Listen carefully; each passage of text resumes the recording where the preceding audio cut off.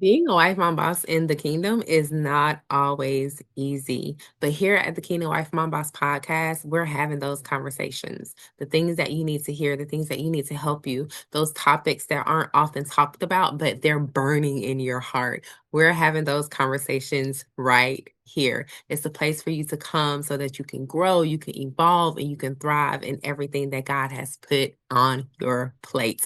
Make sure that you catch us every Monday to hear those opportune conversations to help you on your journey.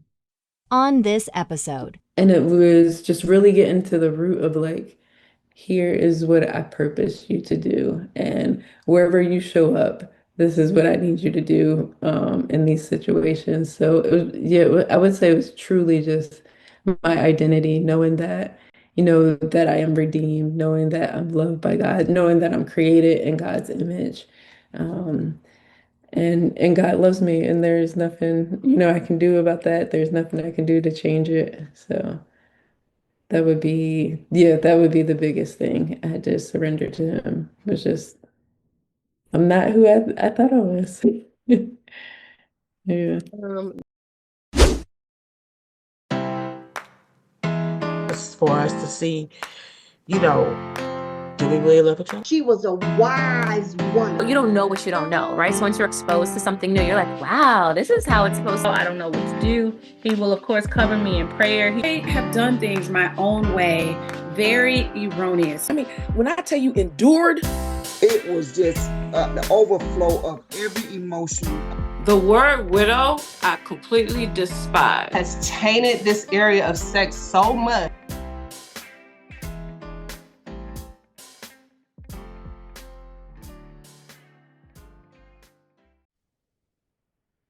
Hey, Kingdom Wife Mom Boss. Thank you so much for joining us on another episode of the Kingdom Wife Mom Boss podcast. I have a special guest here, Miss Ruby Jackson. I've known her for maybe a couple of years. We are in a community together. A lot of the coaches that I've had on here, we're all in community together, which makes it that much more special to have them on the episodes because I know them through the community and I know them to be impactful and powerful women of God. And so, Ruby, can you introduce yourself for us, please? Yes. First, thank you so much for having me on the podcast, Columitria. My name is Ruby A. Jackson. I am a photographer and videographer. I help women in sports just build brands through boat imaging. So thank you again for having me here. That is real. How did you stumble upon that? I've always Not been stumble, because obviously you did the work to get there, but you know. uh, I've always been interested in cameras. I want to say I got my first camera when I was around 8 years old. And if you asked me when I was like in high school what I was gonna be in middle school, it was a photographer. And like when you're explaining that to the older people in your family, they're not having it. Like, especially not in the time that I grew up in. So, I changed my goal a little bit. And after the pandemic, um, after 2020, I had actually right before that, I had a really close uncle of mine pass away. And just the way he lived his life inspired me to kind of say, okay, like Ruby, what are the dreams that you put on the shelf? And what do you want to start doing again? So I picked up my camera again and yeah, and the rest is history, I guess they say. That's impactful. We can't even glaze by that. Saying that I knew you through the community. I didn't know that. So that is so impactful because how many things are there that like we want to do that we have a calling to do, but because somebody doesn't see the vision, not that they don't love us and not that they don't care about our future and our destiny, but because they don't understand the vision or see the vision, we kind of put it aside Yeah. and we have those wake up moments and that wake up call to kind of be like, okay, listen, life is not as long as you think it is. It's actually really short and it goes by super quick. What Right. are the things that you've really been wanting to do that you haven't done or you put on delay because maybe you didn't have the support or maybe the tools that you thought you needed in that season to accomplish it? And so that's an impactful, we ain't even here to talk about that, but All right. That's super impactful, in my opinion. It makes one think, like, what is it that I knew that I was supposed to be doing, this love and this passion that I had that I haven't done before? And you hear a lot of people saying nowadays, God does not waste a season. So every single thing that we've been through, every single thing that we've experienced, what we've learned, what we've been taught, God uses all of those things. So that he can execute his plan through us. And so I am grateful that you were able to go back to something that you really love. Where are you from? I'm from Pennsylvania, actually, so Chester, Pennsylvania, but I live in North Carolina now. How far is that? Because your church is in Pennsylvania, right? Yes, it is. So about 400 miles. I've lived here in North Carolina for 17 years. And when I first moved down, I was traveling back and forth like 400 miles traveling back and forth. several What's it times a like? month. 6 hours, 8 hours? Yeah, 6 hours drive, an hour in the air. Um, but finally I am settled here. I probably go home maybe now in about closer to 5 times a year. So, Oh, wow. That's a lot of travel. That's a yeah. lot of travel. And so Ruby is here because Ruby has wisdom, knowledge, testimony about the singleness season. And so my claim is this. I haven't actually experienced a singleness season, but I'm gonna tell you, it's so funny, and I'm gonna ask you, do you agree? People say that people always want what they haven't had, right? And so there are people who've been married that are like, oh, I wish I would have been single for a while to get the experience or to Right, get the just to gain. I think you gain a different understanding in your singleness season than what you do when you're married, right? You get to clearly see and clearly discern certain things. And then there are single people who are like, "Ugh, I just want to be married." right. Did you I feel like that? So a lot of people don't know this. I'm actually divorced. I Oh, was married before, and I can't really say that I felt like that. I want to say I always kind of felt like I was going from relationship to relationship to relationship until that divorce, where God did put me in a season of, singleness. okay. And and I don't know, I don't want to say even though I desire marriage and, I'm currently engaged now and desire to be married, to the gentleman that I'm engaged to, I I don't know, I can't quite say I had a feeling of like, no, I definitely had a feeling of like, hurry up, let's let's get there. Let's She was get like, wait, let me process that one. there.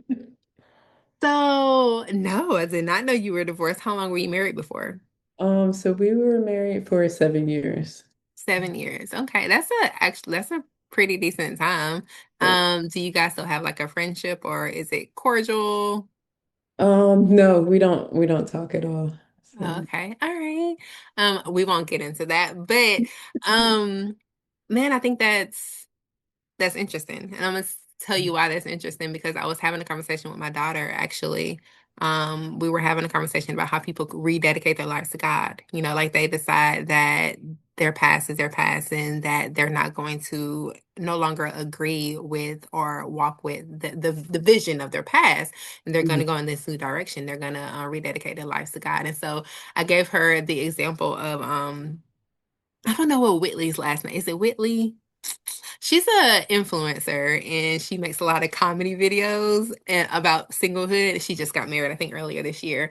But how she rededicated her life back to God and decided, she wanted to give her life back to God. And I think a lot of women in their 20s and 30s are if they're in a singleness season to where they're dedicating their life to God, like they have this past and they have this experience. And how do you move on from what you've done in your past or what you've experienced in your past and just like give your life to God and like never focus on that again? Like, is there temptation? Is there frustrations? Do you feel like, oh my God, it's just going to be my life forever? Oh, you moved to North Carolina? No, just just kidding. So you Uh, ran away. No, She's like, I'm just kidding. But honestly, I do believe like after I started to unpackage everything that move to North Carolina, even though I moved, so that I can come run track and field, I moved with a job and my job brought me down here. It really, when I sat and I looked at everything that happened through the relationship and, the areas that I grew in, eventually I could kind of see like, okay, here's where I need to grow. It really was kind of like a running away, and it was a lot of like me pointing the finger. And then I got to North Carolina and I'm by myself, and some of the same challenges are happening. And I'm just like, wait a minute. Okay, like maybe oh, Ruby, needs some work as well. Maybe there's some things that you need to change too. So man. yeah, don't run, but if you do, you may find out that, relationships are a two-way street, and, it takes, two people, and not one person is to blame for, something not working out. And you find so much growth throughout it. So even though I said like my ex and I don't talk, it's not because like we left off on bad terms. It just turns out that way. Like we just don't communicate. So So you had a season of isolation that yeah, kind of made you be like, okay, there's no one around me, but yet I'm still experiencing these same problems, yeah, right? yeah. A wilderness season. A Yes, wilderness season where God can kill off every single thing that does not fit into his plan for his promises for you, right? yeah. Wilderness seasons are hard. But it sounds like God did amazing work with you while you were in your wilderness season. And so, did you feel like how long were you single before you started dating the guy that you're dating now? Or So that you're about to get married to now? you know what? I don't remember because it's kind of like a friendship, and then it's just one day you're like, oh, like this is my partner, like we're dating, we're dating. Oh, wow. I love that. So the friendship just evolved into a Yeah, relationship. He was like, hey, this is my person. But yeah. at any point during your single season, did you feel like, am I gonna be single forever? Like, did you hunger? I say this all the time. I was never a person that was like, oh my God, I want to get married, I want to wear this dress, and I want to have children. I was never that person. I don't know why, but I wasn't that person. But at any point in your singlehood, did like you have just that hunger to want to be married? For me, for sure, just because of like oh my goodness, I want to have children part, like that was definitely me.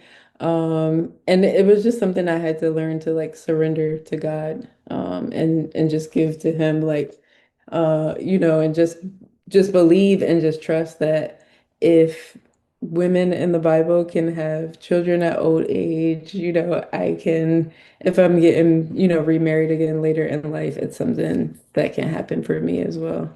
So, Yeah, that's pretty good. So I'm gonna ask this question. What was your hardest thing about your wilderness journey or your journey with well, wait, before you answer that question, did you go on like dates and stuff? Or did you just like completely isolate yourself and just be like, Lord, like not unless you tell me to? Like, did you try it your own way? Or did you just like, I would say I definitely tried it my own way. And then that's where I kind of realized, like, oh, I'm in a relationship where, you know, I'm not being valued in the way that I know that God intends for me to be a value as his daughter. And I'm just like, oh. Like this happened here too. Like it happens in North Carolina as well as Pennsylvania. So like that is so funny. that might be me. So She so said it happens in North Carolina. yeah. Oh, you can sit back and laugh at stuff like that now, but I'm sure in a moment it was very frustrating. Yes, and back then I wrote a lot, so like I have lots of journals where I'm like writing poetry, processing things, and I would take the time. One of the strategies that I would do and would help me to realize that, okay, Ruby, you need, some work. Like you need God to work on you. You may need some counseling and therapy. And what I would do is I would write, but then every month I would go back and look at those writings and kind of ask myself questions and really look for patterns. And Hmm. I could tell sometimes from like year to year, like, okay, this is about to happen. It's October, we're in October now. I'm not sure when this is airing, but like we're in the fall, like, oh, of course this is happening because look, flip back a couple pages what happened last year around this time. And I could see myself in these, same. Cycles. Mhm. Yeah. Wow. Um, so in your coaching, what is the audience or your target audience for your coaching? Yeah, so my target audience is actually women leaders in sport. I haven't started, there is a side when you said like you're coaching, there is a side where, I do want to reach back and speak with former athletes like myself and just help them through like this kind of identity crisis that you go through as an athlete when your sport ends because you put so much of your value, so much of your stock and who you are into that. But I don't have a coaching program right now. Just right now, and I'm focused on like women leaders in sport, What was your sport? track and field. Track and field. So when you moved down to North Carolina, you got a job with a college to like photograph for track and field. Like, what did you get?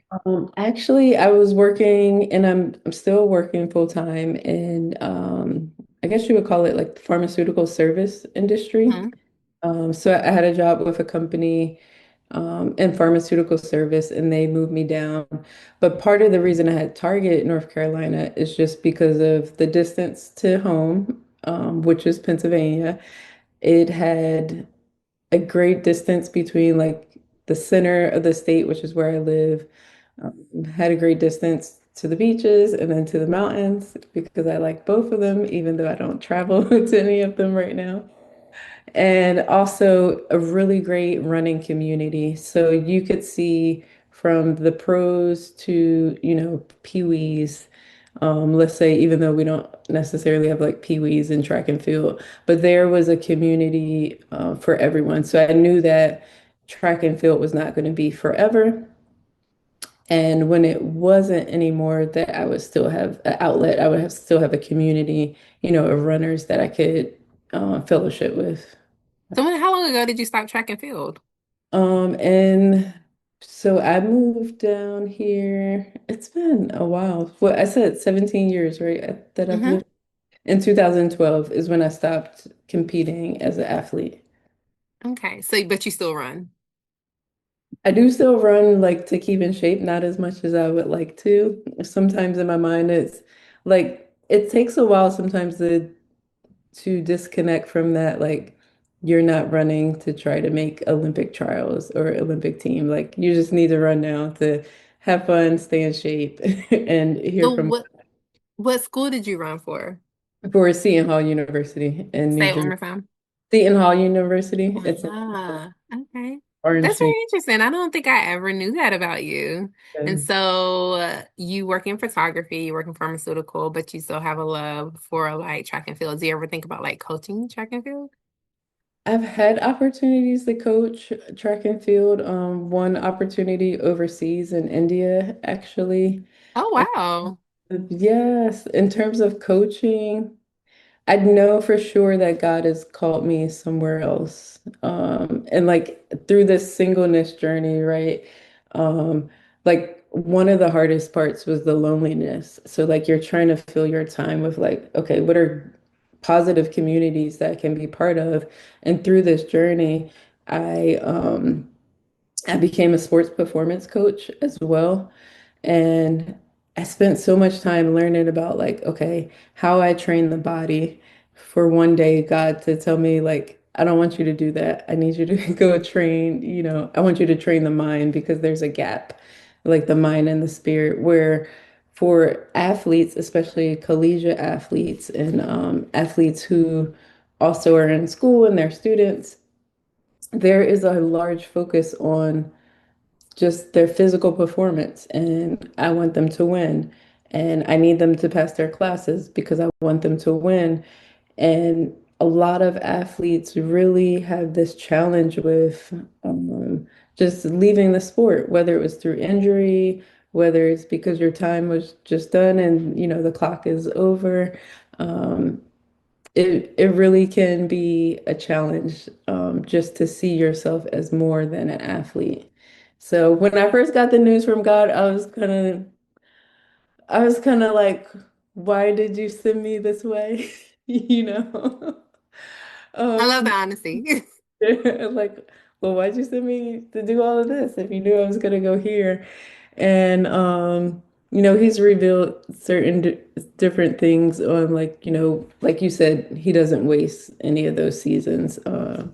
So it's been rewarding when you take the time to look back, from a broader perspective. Of course, we can't see from God's perspective, but as time continues to go on, you can kind of see how he's putting things together. So, Yeah.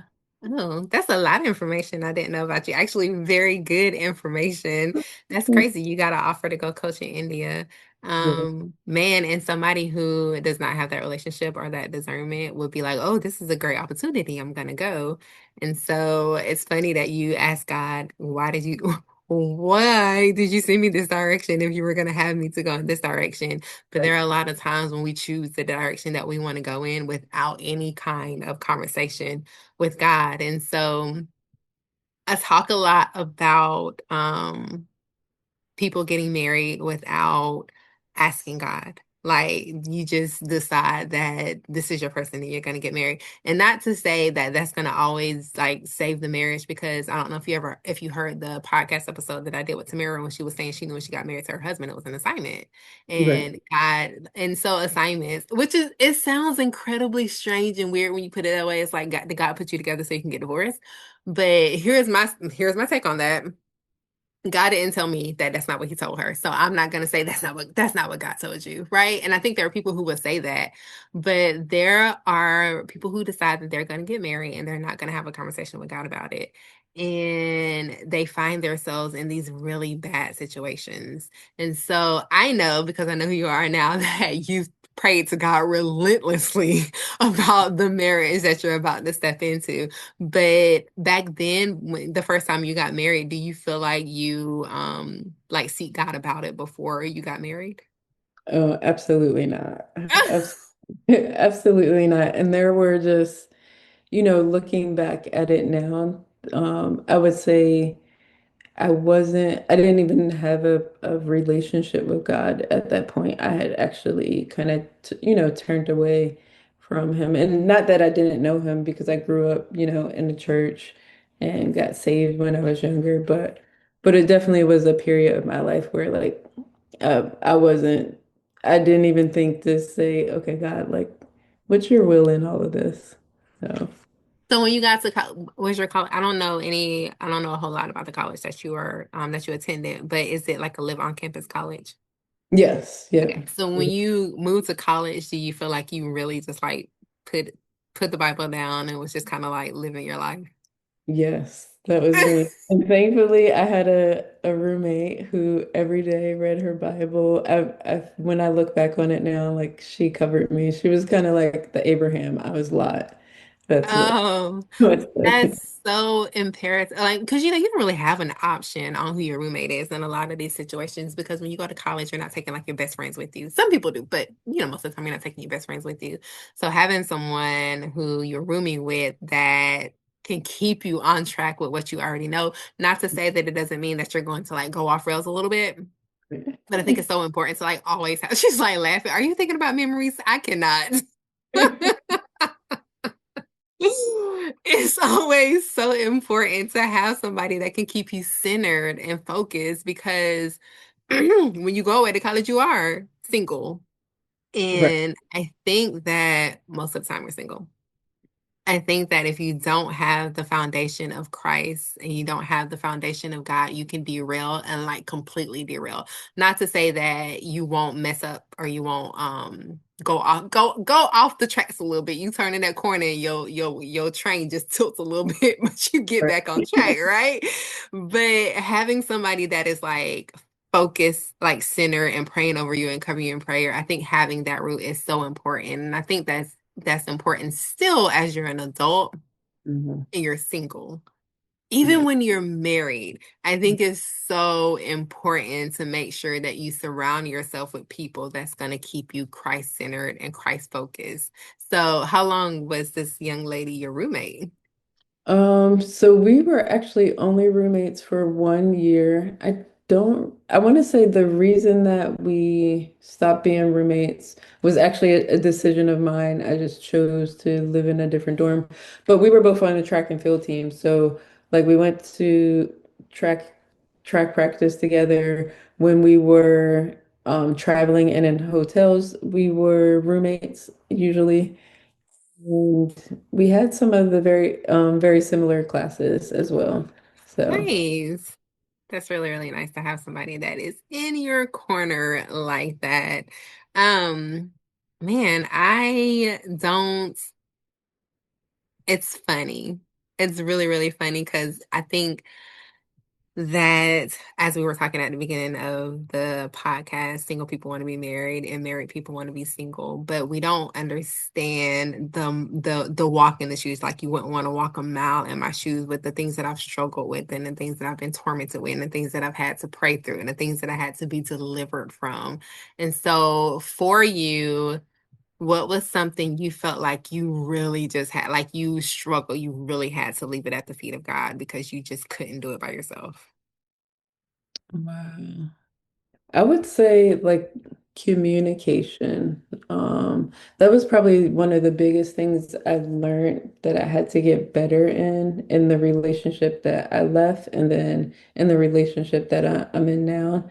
And just finding like the tools to communicate well were the biggest things. And sometimes, sometimes you have something that you want to share with your partner and you're just like, oh my goodness, God, how do I say this? And I remember times where like I would pray, like I have to tell him, about this.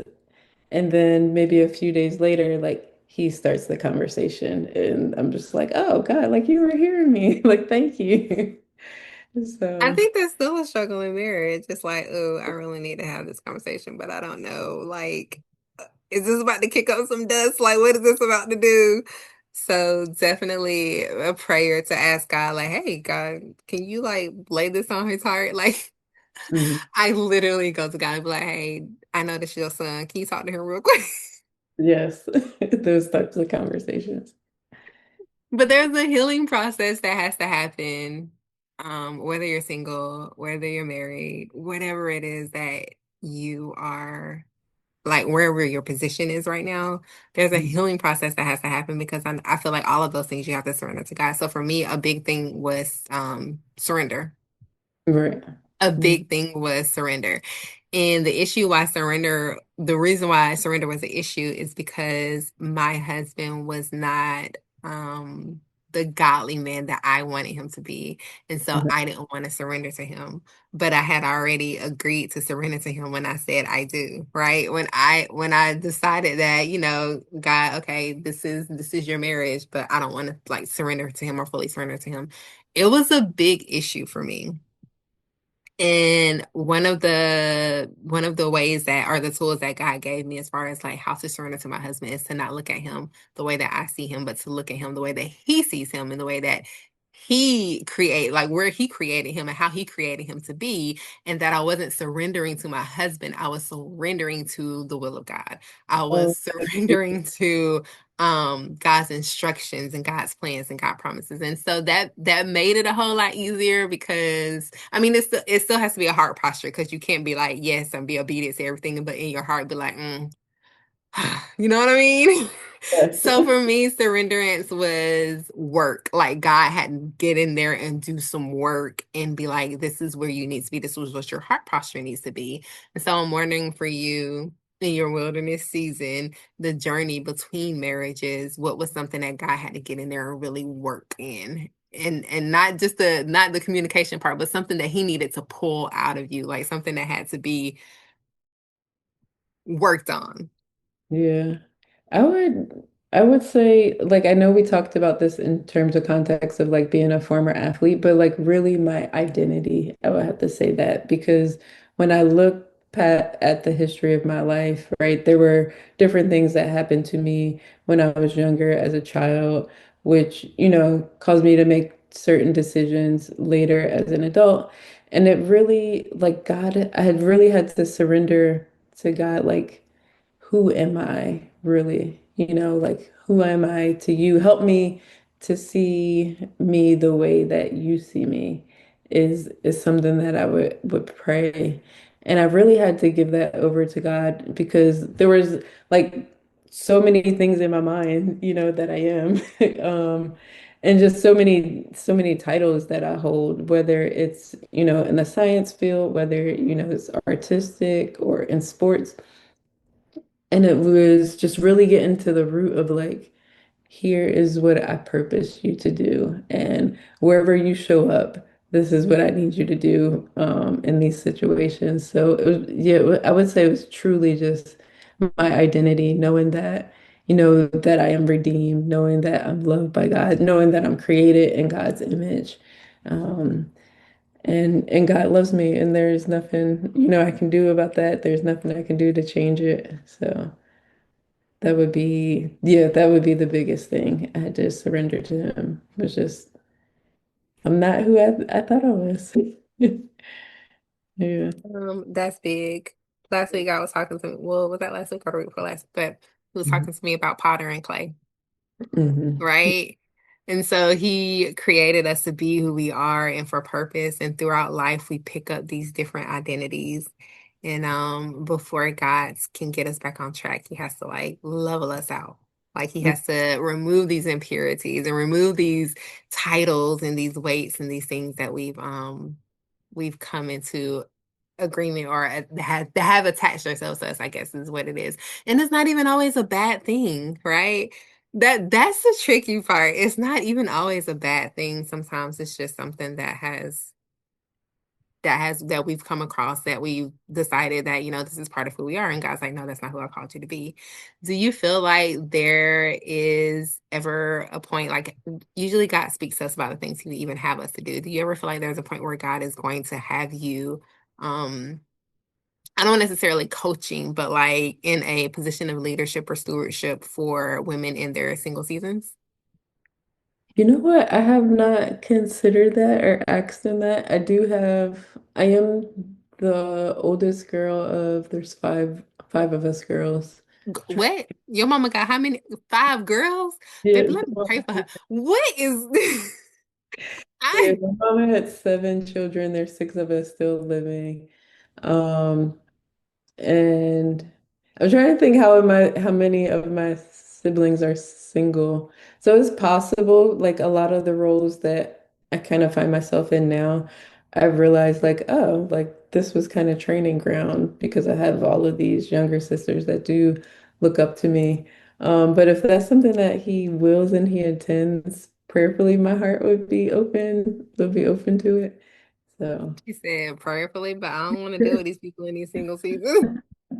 Especially siblings. Siblings, I feel like are the worst. Like I watch my kids and the way that they talk to each other, and one is my oldest son is younger than my daughter, but he calls my older daughter little sis. And yeah.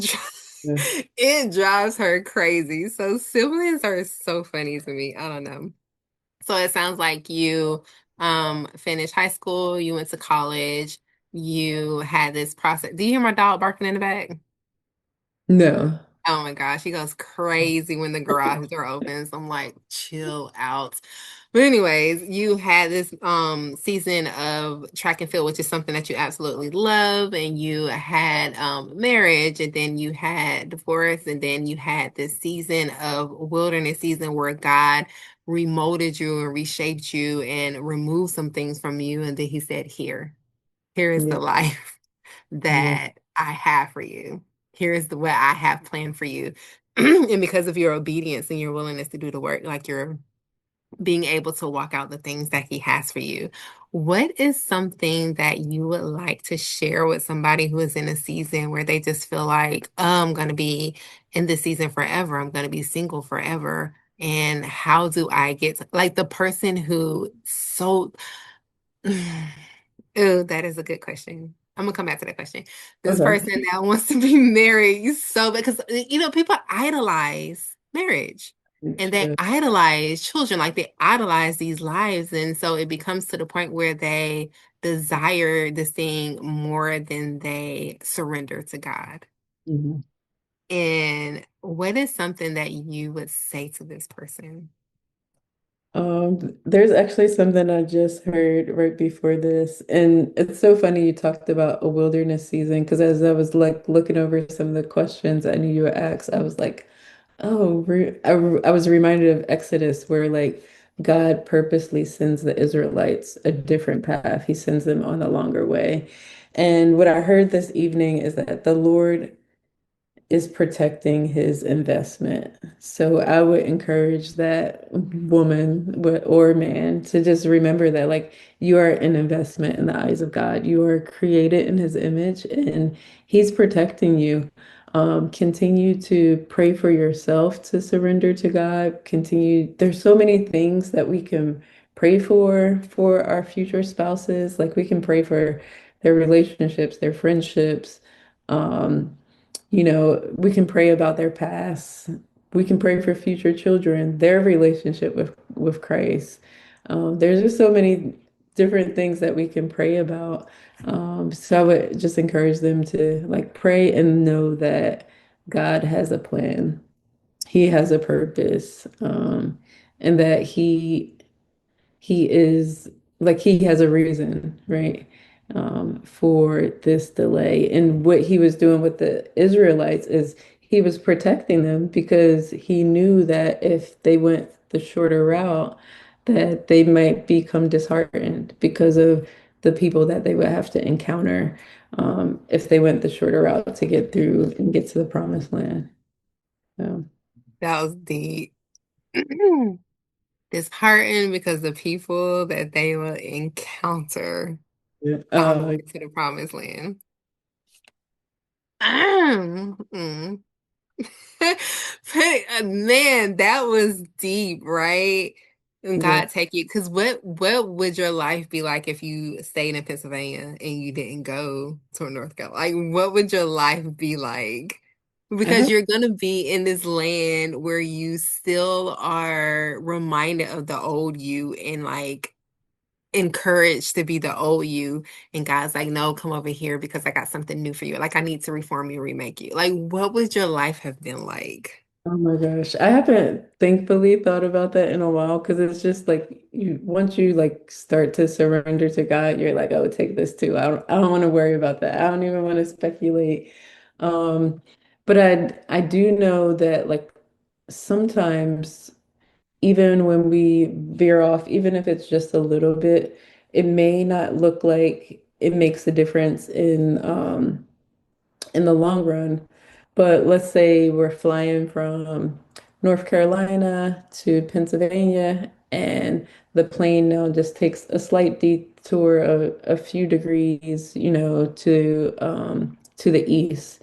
So now I may not even though it doesn't look that significant initially, but over the course of that hour, over the course of the 400 miles that I've now traveled, or the years that I've traveled, in life, um, I'm now instead of North Carolina, maybe I end up like in Maine or the middle of the ocean, and I'm in a totally different place.